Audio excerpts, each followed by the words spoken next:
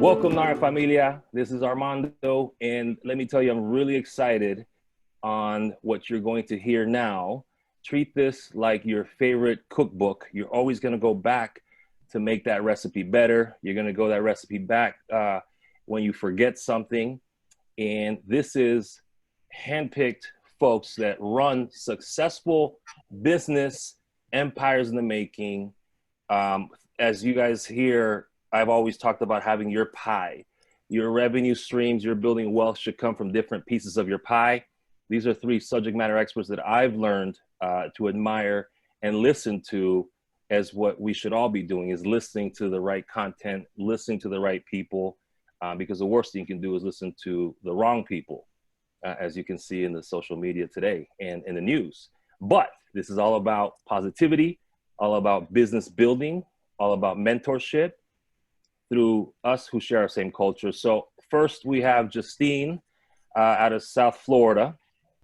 And the reason we have Justine is because I've seen her, I met her about 5-6 years ago, and I've seen her progress from being on a chapter level, but then on her personal business, she runs a high-end independent office when she first started.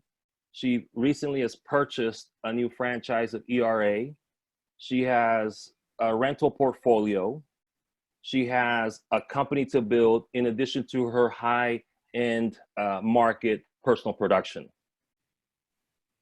Then we have Edwin Acevedo. I've known him for about 4 years. You know, ran a brokerage office, split up, went on his own in a different direction. And one of the things that I liked about him, we had a cigar one day and he says, you know, I'm more of a businessman.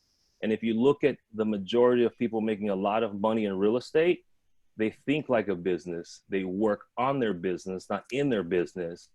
Nothing wrong. That's another topic when you want to be a successful realtor within your company.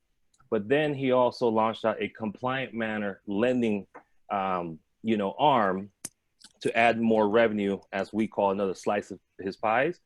Plus, he regularly buys, holds, flips, takes profits and holds. So that's why I have Edwin on this, and he also served on a chapter board. And then you have Nuria. Nuria is a national board director, but before that, people forget to see the behind the scenes, the journey. We get caught up on looking at the net results versus what it takes to get there. She has her own title company in multiple states. And even then, it's not as easy as you would think because you look at the finished product. And so we spend time on saying, okay, what did we learn from here? How do we have to take a step back to take 10 forward? Because leaders aren't afraid to realize they have to redo their business plan. And then she added more slices to her pie, and she launched out a coaching platform, but she also builds her brand with a podcast, which is fairly new to the housing industry, but it exists out there in self-development and empowerment. And so it's one of the few pioneers in real estate. And I think I would bet that in the next 2-3 years, it's not the fact that she has a podcast, is the fact that it's building a voice. And us housing practitioners in the industry, we are more than just professionals. We are building our voice, building our brand, because opportunities come from that. But what they all have in common, 3 different states, different tastes in music. I don't really agree with Edwin's, but they all served on local chapters. And guys, the first thing people think is, what is in it for me, right? And I think that's a small thinking concept. Would you guys agree? Absolutely. So Justine, you served on South Florida board. It wasn't all, finished product, and you didn't come through the local chapter. You actually got involved on a national level. Talk to us a little bit about how you leveraged what I just highlighted in your business. How did you leverage serving on the Narep board to get to that point in your business? Give us the specifics. So when I saw what Narp was about, I was attracted by the culture. So then when I got to be able to serve as president, which I worked my way and earned it, that gave me a sense of what I needed to do in order to time manage, because that's a very important thing. As a leader, you have to be able to time manage in order to get everything done. As a chapter, you learn to do that. You learned the different people that you have to deal with, which that's in business. You have to learn to deal with different people and how to handle objections. And that's part of the board. You know, you're going to handle objections. You're going to, the majority votes, right? And that's how you run a business. Different personalities you have to deal with. Different personalities. Different cliques you have to deal with, right? Absolutely. I want this to be as real as possible. Very real. Yeah, and Nuria, you actually were a alumni coach, so props out, because Justine's also a coach. I believe we have the best coaches in the industry. You actually came to us by not having a powerful chapter. Justine had to walk in to fill in the footsteps of powerful leaders. They've won chapter of the year. And I remember Gary calling me and saying, hey, give Nuria a shot. And I said, well, yeah, but Salt Lake City, it's a small chapter. And he says, just give her a shot and look at where you're at today. Had I not been able to listen to our CEO, tell us the challenges that you faced within your chapter, but give us one specific action that you leveraged while serving on the board to help you get to your business. Yes. So when I came in 2015 is when I was president. And the biggest challenge we had in Salt Lake City is that we didn't have a lot of Latino community within the real estate industry. We had some, but it wasn't big. And so I came in, I did triple the numbers. So I was proud of that, although of course I wasn't in Justine's levels. But I think the one thing that really, really helped me change the chapter in Salt Lake and kind of restart it, as well as helping my business, was the fact that I really paid attention to the members' needs. Yeah. And so how did that help you personally to get success? Because Gary will always say the best thing someone can do for Narp is not necessarily volunteer their time, because that's a part of it, but it's to be successful.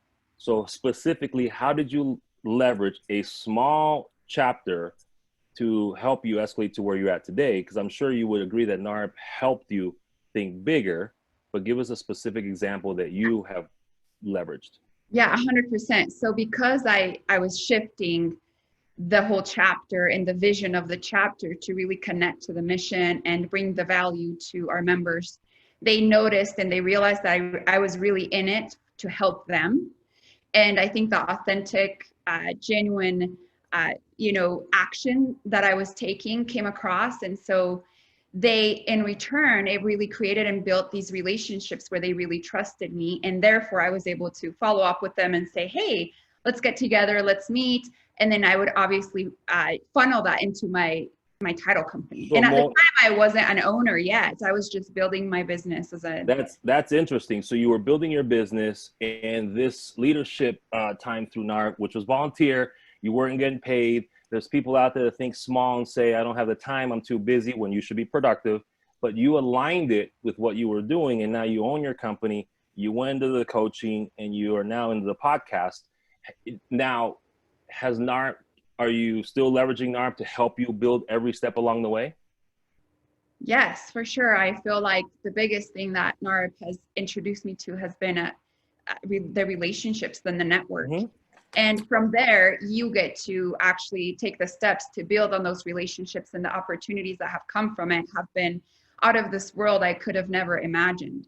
Yeah. And so it's like you have this platform, you have this amazing space, an amazing opportunity that you can create, but it's definitely going to be up to you to do the work to build those relationships and to find the opportunity, right? Have those conversations. And it's easier when you're part of a board and giving your time than attending an event ad hoc or a la carte, as I would say, right? You're either all in or you're not, right? Yes, because those conversations look different now. It's no longer me, I'm a title company owner, I would love to work with you on your business. It's now, hey, I'm Nuria, I am the Salt Lake chapter president. Let's talk about NARP. Let's see how we can support you in your journey and your business. Boom. And then of course, those conversations come up naturally of what you do for each other. Win-win, win-win. Walls would come down. 100%. Edwin, I met you, you had 40, 50 agents. This kid out of LA, I still remember I was with Gary at the Sofitel having ice water. And I met you and I said, this guy has got a good head on your shoulders, but we sometimes San Francisco.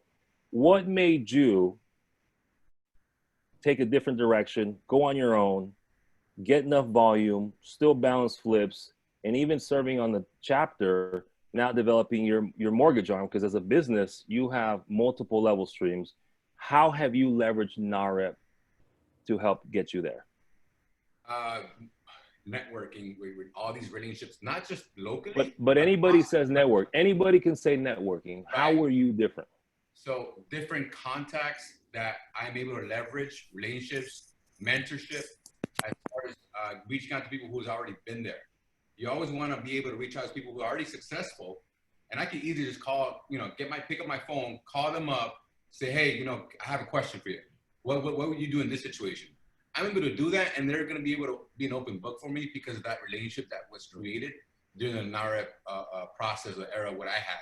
And that's one of the key things that I learned, is that leveraging the relationships. Now, you got to be intentional, guys. You can't just, okay, hi, nice to meet you. No, you got to look at that person and say, that person there is going to help me when the time comes. But you would have gotten there by yourself. Would you say that Narp helped you get there quicker? Give me something, because I'm going to challenge you guys on that. It got me structured. It got me more structured versus, okay. Got it.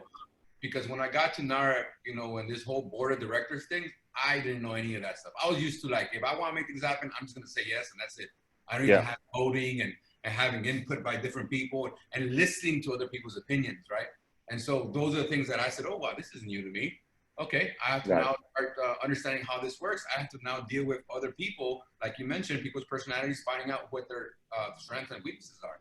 Because that board is for a bunch of other leaders. So I think going back to that is just really being more structured with your business. And NARP gives you an additional platform to execute and practice. So that was the specific action that you did while on the board to get you to where you're at today. My next question is, when you first, and then keep this one short and to the point, because we want people to clearly understand it. For those naysayers say, I don't have time, or it's a party chapter.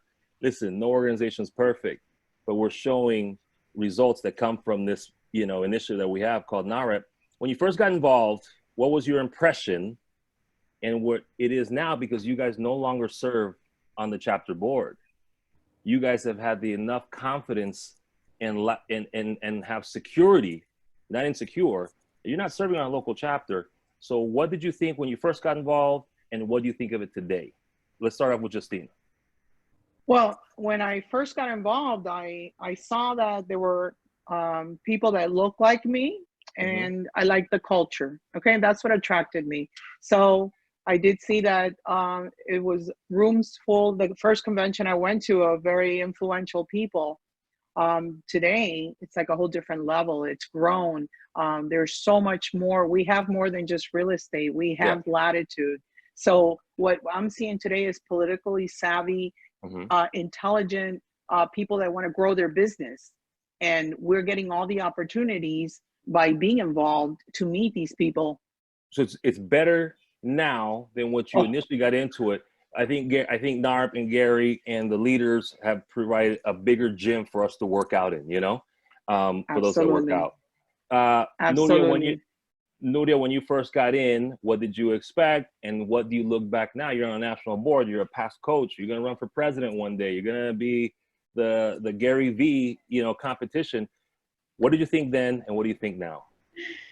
I thought back then, I actually thought of NAREP as a smaller organization until I attended an actual national event. But I really connected it to its actual mission, which is to advance sustainable Hispanic homeownership. And similar to Justine, the culture, right? That connectivity. So that was my view back then. But now it has been mentorship, opportunity, access to meeting people that I would never meet in a different space. Got it. So it's just it's opened my mind and has created this world of just huge opportunity. Absolutely. Edwin, what you first thought and what you think of it now, give me a 30-second powerful retweetable moment. What's funny is that I'm going to speak for a lot of people out there, especially in the area that I'm at, it was a party chapter, right? And that's what they were thinking, party chapter. I'll be real as it is. Crazy thing about it is that I was given the opportunity to change it around because of the presidency right away. And I went in there and cleaned house and talked about education, education, education. And since then, the chapter and the chapters around have focused more on the value that they can give back to the agents. And it's about growth and building more leaders, because that's what it's about. You got to build more leaders within your own region. So that's my first impression was and how it is now. Awesome. Okay, so my last question, Edwin, my last question, I keep on thinking Daisy. Edmund, what's up? Anyways, you're no longer part of a chapter, but you're still part of the familia. What is your next step in business, and how are you going to leverage NARP? Be as general, don't be specific, because we don't want to, spill the beans or what have you. But I want people to understand that this mentality of what's in it for me is small thinkers, right? What's your next? You got the mortgage, you got the real estate, you got the flips. What's next, and how would you leverage it? I want to give people that example. Well, after obviously leaving the local chapter, or I'm still involved, somehow in an advising role. Now I'm part of corporate board of governors, a national board, and having to have contacts in there in regards to how my business can continue to grow. You're right, because at the corporate board of governors, you have the highest level speakers of every financial institution, correct? Right. I'm sitting next to the CEO of Century 21 right next to me, Mike Miller. Like a lot of agents don't have the opportunity to do that in the first place. I could just turn around, hey Mike, what's up, brother? And having those type of relationships at that level is very key, especially if you want to make decisions that's gonna elevate your business to another deal. So having Gary Acosta still there, he used to own a mortgage company. Armando yourself, you told me, hey, reach out to Gary. He has the experience, and definitely we have that coming along after all this is over. Having lunch with him and picking his brain on that's key. It's not what you know, it's who you know at the end of the day. And we have to be able to leverage that. So yeah, I'm still involved. I love the family. We're all like-minded individuals. We're in a network full of successful people that want more for their business and their family. And I want to be involved with them and with you guys as much as possible. And so that's what drives me. Your next level is to enhance your influence, enhance your outreach and who you're connected to. That's awesome. It's a brand. Yep. Nuria, you're no longer, serving on a chapter. What is the next kind of business goal you have, and how do you see NARP helping you there? Yeah, definitely the influence platform, right? So I definitely want to continue helping other people grow, and I get to do that by practicing my public speaking skills, and NARP really helps me, gives me tools and teaches me how to better myself in that space. And so definitely leveraging that and learning more so that I can continue the influence and continue to help people. Because NARP is a network, and whatever product you have, whatever business you have some folks that can help guide you the way Edwin's talking about. You have some folks you can run your idea off of, but by then you're already a proven brand. So it's a little bit easier now, even if you're not serving on a local chapter. And that's what I want the message to be to our viewers. Would you agree with that? Yes, absolutely. Justine, you're no longer on the local board, and your next business venture you're going to be focused on, and how you are going to leverage NAHREP. So right now I'm coaching some of the chapters, which keeps me on check to accountability, so I can hold myself accountable too. So that's something that we have to work on daily to grow our businesses. We have to hold ourselves accountable. And the second thing that I'm doing is, as a NARP 10 speaker, I'm able to mentor the young people out there that are not necessarily getting any help on how to become influential and successful. So it gives me the opportunity to mentor, I've been doing. Has it opened more doors? Well, I just started. I decided now through COVID-19 that since I was living the NAHREP 10, that I really should become involved in showing people why that's the only way to succeed and to create wealth, and meaningful wealth, not wealth as people visualize wealth, especially the Latinos that have a distorted view of wealth. Yeah, and listen, the content, NARP 10 certification, and the principles that Gary created gives you content. It allows you to practice and deliver it to the important people you want to develop relationships with. I leverage that to this day. But I want to thank you three for joining in and helping our viewers. I'm going to close it out with, we hope that we provide some clarity as to why NAHREP benefits from success stories just like this. Because Gary always says the best thing you can do for NAHREP, in addition to giving and volunteering and being passionate, is being successful. Because you attract what you reflect. But it also delivers that for $49, and this is not a sales pitch, but it's for those people who think what's in it for me. It's very small thinking, because if you three folks found a time to leverage this and escalate and excel in your business, why wouldn't you? Especially coming out of COVID, we got to come out better, because if we come back out the same, it's a missed opportunity. So thank you guys again, for Edwin, Nuria, and Justine for participating on this panel. I hope that you guys viewing this find the value and how you can even recalibrate. It's never too late. Listen, our phones are updated every month. If they do it, why can't you? So in the words of my favorite movie during COVID, Harriet, #we out.